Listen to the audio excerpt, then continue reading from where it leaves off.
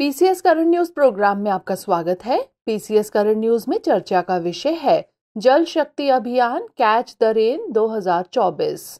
हाल ही में केंद्रीय जल शक्ति मंत्री गजेंद्र सिंह शेखावत ने जल शक्ति अभियान कैच द रेन 2024 अभियान के 5वें संस्करण की शुरुआत की। साथ ही केंद्रीय मंत्री ने इस कार्यक्रम के दौरान 2 पुस्तकों को लॉन्च किया है, जिनका जल Shakti Abhiyan 2019 to 2023 the journey for sustainable water future और 101 glimpses of women power through the prism of Jal Jeevan mission.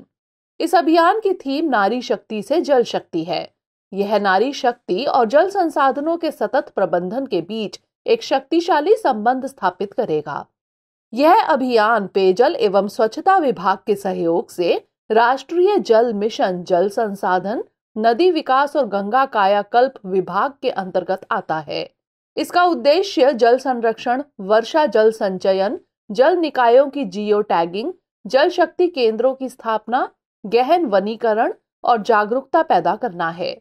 बता दें कि इस अभियान के तहत देश भर में 1.29 करोड़ जल संबंधी कार्य किए गए हैं।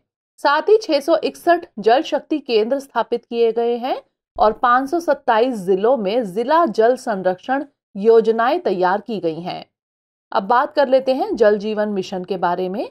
इसे 2019 में लॉन्च किया गया था। इसमें 2024 तक कार्यात्मक घरेलू नल कनेक्शन के माध्यम से प्रत्येक ग्रामीण घर में प्रति व्यक्ति प्रतिदिन 55 लीटर जल की आपूर्ति की परिकल्पना की गई है।